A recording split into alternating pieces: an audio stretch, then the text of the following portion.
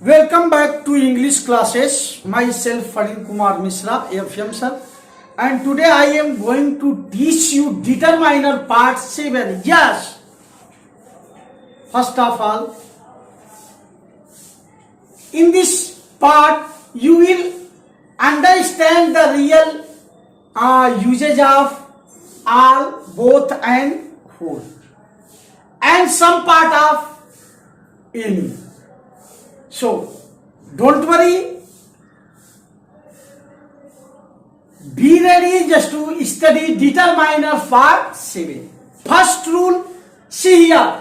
After if when there is some doubt, any is also used showing wonder or doubt.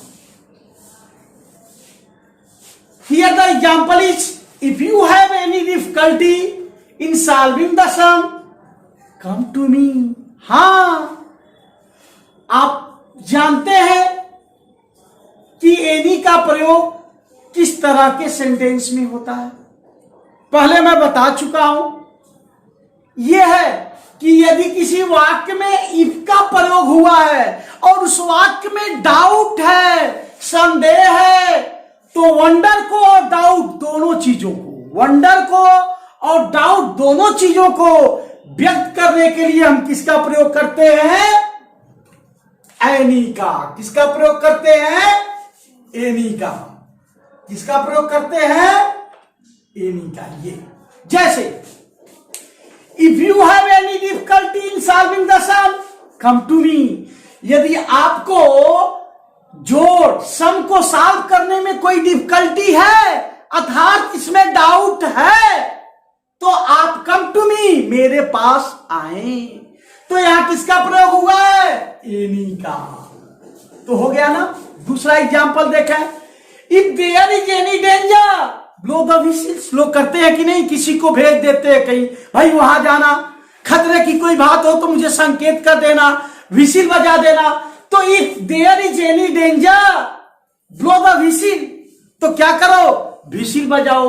यदि कोई खतरे की बात है, ब्लो द व्हिसिल। तो डाउट और है ना, इसमें डाउट है।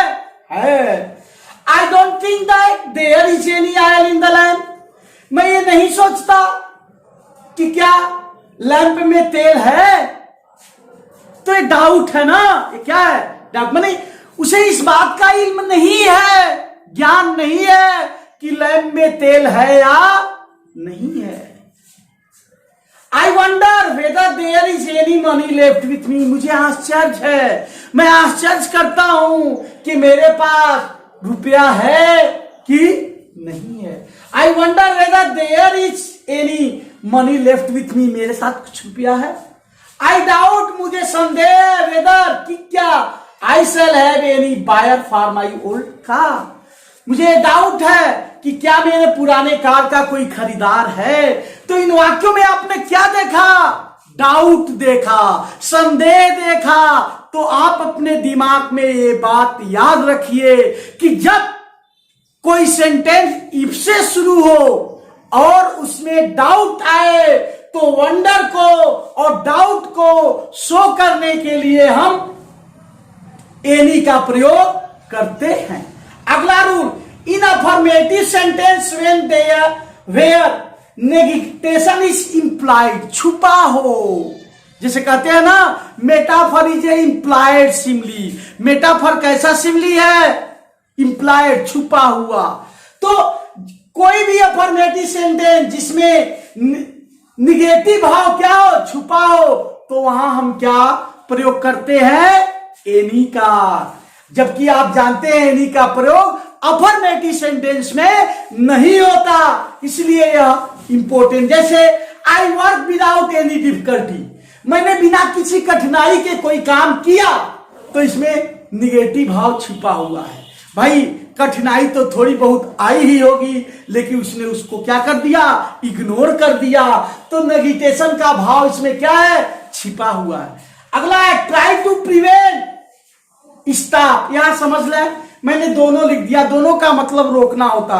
स्टॉप उसके साथ आप लगाते हैं जिसको आप देख सकते हैं, और प्रिवेंट उसके साथ लगाते हैं जिसको आप देख नहीं सकते। जैसे कोई बीमारी रुकी तो क्या है, प्रिवेंट है, क्योंकि बीमारी दिखाई नहीं दे रही है, इलनेस एब्स्ट्रैक्ट नाउन है। एनी मिसयूज ऑफ वाटर, तो ट्राई टू प्रिवेंट, रोकने का प्रयास करो, क्या, एनी मिसयूज ऑफ वाटर, पानी के किसी भी मिसयूज को, पानी के किसी भी मिसयूज को, तो यहां हम किसका प्रयोग करते हैं, एनी का। इसमें भी देखें आप नेगेटिव का भाव है, क्यों, क्योंकि जब आप पानी का मिसयूज बंद करना शुरू करोगे तो डिफिकल्टी आएगी, आपके सामने आएगी, लेकिन आपने उसको क्या कर दिया, इग्नोर कर दिया, छुपा दिया। इसीलिए ये प्रयोग है। ये दोनों एग्जाम्पल में निगेशन के भाव क्या है, इंप्लाइड है, छुपे है। अगला है any use in conditional clauses, जिसमें शर्त हो, कंडीशन हो, वहां हम एनी का प्रयोग करते हैं। आप जान जाए, जैसे है come to me if you have any problem, मेरे पास आओ, किसी और के पास मत जाओ, मेरे पास आओ, if you have any problem, यदि आपको कोई प्रॉब्लम है। मैं तो हमेशा से कहा करता हूं इस बात को कि आपको कोई समस्या है तो आप बताएं, मुझे अवगत कराएं। अगला है कंसल्ट योर डॉक्टर, अपने डॉक्टर से कंसल्ट करो in case of any difficulty, कोई भी डिफिकल्टी है तो आप करो। तो ये क्या है, ये सब कंडीशनल क्लॉजेज है, इसमें इफ का प्रयोग हुआ है। तो यहां देखें आप, इफ है तो है, ये भी है, इसका मतलब यह है कि क्या, if you feel any difficulty you should consult the doctor, you should consult the doctor. अब आए आप use of all, both and whole का प्रयोग पढ़े। तो आप दिमाग में सबसे पहले यह जान लीजिए कि आल जब भी लगेगा वो दो से अधिक लोग रहेंगे, दो से अधिक व्यक्ति रहेंगे, दो से अधिक चीज है तब लगेगा। और बोथ दो के लिए लगेगा और होल सिर्फ एक के लिए लगेगा।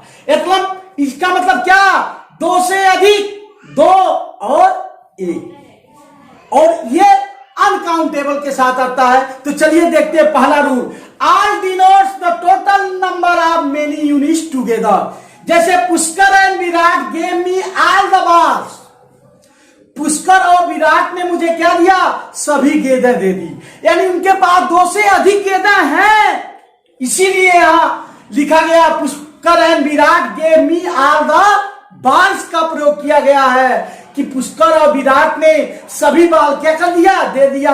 याद रखें, इधर मैंने लिखा भी है और मैं आपको बताऊंगा भी, आल के बाद द का प्रयोग जरूर होता है।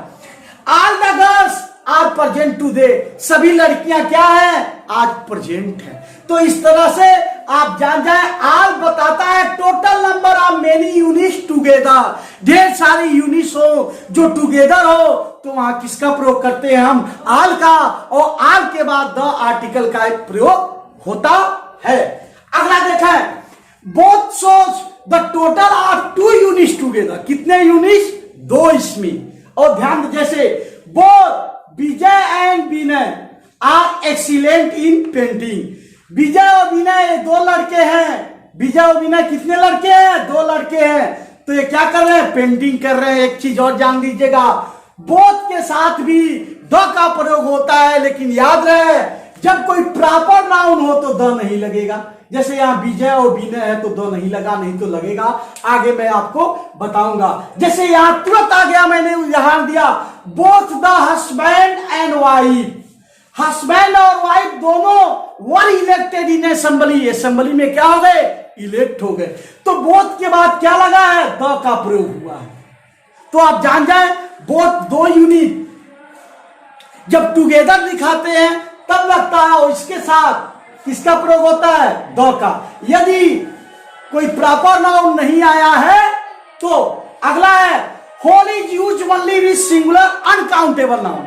होल का प्रयोग किसके साथ होता है, अनकाउंटेबल सिंगुलर नाउन के साथ होता है, यानी ऐसे नाउन जिनको हम गिन न सकें तो उनके साथ हम किसका प्रयोग करते हैं, होल का प्रयोग करते हैं। होल वहां प्रयोग होता है जहां अनकाउंटेबल नाउन हो जिसको हम गिन नहीं सकते, जिसको हम गिन नहीं सकते, वहां लगता है। जैसे Chhavi spend the whole money.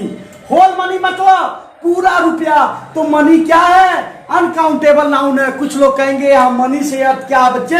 Property से है, लैंड प्रॉपर्टी है, गोल्ड प्रॉपर्टी है, और भी तमाम तरह की क्या नाम है बैंक प्रॉपर्टी है।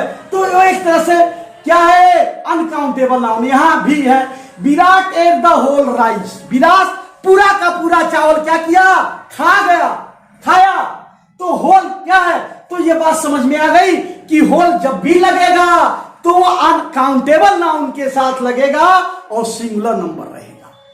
अगला देखो, the is use after all and both. याद रखें दिमाग में कि द का प्रयोग आल के बाद और बोथ के बाद हर हालत में हमें क्या करना है? लगाना है। लेकिन होल का जब हम प्रयोग करते हैं तो द का प्रयोग होल के पहले लगता है। अर्थात यदि हम आल का प्रयोग कर रहे हैं, बोथ का प्रयोग कर रहे हैं, तो इनके बाद द आर्टिकल लगेगा। लेकिन होल का प्रयोग कर रहे हैं तो होल के पहले लगेगा। जैसे आप देखें यहां, all the students are present in the class, कि क्लास में सारे विद्यार्थी उपस्थित हैं। तो यहां आल के बाद किसका प्रयोग हुआ? मैंने अंडरलाइन भी कर दिया है, द का प्रयोग हुआ। दूसरा example, both the sister refuse to marry. दोनों बहनों ने शादी करने से इनकार कर दिया। कारण क्या था? ये आप खुद सोच सकते हो या जाने, लेकिन यहां मैं रूल पढ़ा रहा हूं। तो बोथ के बाद क्या आया है? द आया है। और ये दो लोगों के लिए है ना, याद रहे। आल जो है दो से अधिक के लिए, बोथ दो के लिए, और होल एक के लिए। यहां देखें, ऑल द बॉयज, आल के बाद क्या आया है? दो आया। Played a clever trick to cheat the shopkeeper. उन्होंने क्या किया? क्लेवर ट्रिक का प्रयोग किया। क्या करने के लिए? शॉपकीपर को चीट करने के लिए। भाई सामान लेकर के भाग गए होंगे, या ज्यादा का सामान लिया होगा, कम पैसा दिया होगा। अगला है, all is used with both countable and uncountable noun. All का प्रयोग काउंटेबल और अनकाउंटेबल नाउन के साथ होता है। आल यानी आल के साथ कोई बाउंडेशन नहीं है। आप काउंटेबल और अनकाउंटेबल नाउन के साथ कर सकते हैं। जैसे all the books have been lost, सभी किताबें क्या हो गई? खो गई। All the books have been lost, खो चुकी है। सभी किताबें क्या हो गई है? गायब हो गई है। All her milk was sold in no time, उसका सारा दूध बिना समय में ही क्या हो गया? बिक गया। तो यहां आप कहेंगे सर आल के बाद से द नहीं लगा है, बच्चे हर आया हुआ है, तो हर के पहले द तो लगेगा नहीं। और वैसे मिल्क भी क्या है? मटीरियल नाउन के अंतर्गत आता है, तो द मटीरियल नाउन के पहले नहीं लगता। आपको दिमाग में क्या क्या बातें याद रखनी जरूरी है? याद रखनी जरूरी यह है कि आल का प्रयोग काउंटेबल और अनकाउंटेबल दोनों के साथ लगता है, और दो से अधिक लोगों के लिए लगता है, दो से अधिक वस्तुओं के लिए लगता है। बोथ का प्रयोग किसके साथ होता है? बोथ का प्रयोग होता है दो लोगों या दो वस्तुओं के लिए होता है। और ध्यान दें, आल और बोथ के बाद द आर्टिकल लगता है, और होल एक लोगों के लिए प्रयोग होता है अनकाउंटेबल नाउन के साथ। तो मुझे उम्मीद नहीं, पूरा विश्वास है कि अब आप डिटरमाइनर पार्ट 7 को नहीं भूलेंगे। और यदि ये वीडियो आपको अच्छा लगा हो तो एक बार फिर मैं कह दूंगा कि अगला वीडियो का नोटिफिकेशन आपसे मिस ना हो, तो मेरे चैनल को आप सब्सक्राइब कर लें, लाइक करें, ज्यादा से ज्यादा शेयर करें, क्योंकि ये डिटरमाइनर्स आप कहीं भी जाओगे, कोई भी किसी तरह का टेस्ट दो, इम्तिहान दो, कहीं पढ़ते हो, ये जरूर आता है। तो इसी के साथ थैंक्स, दैट्स ऑल।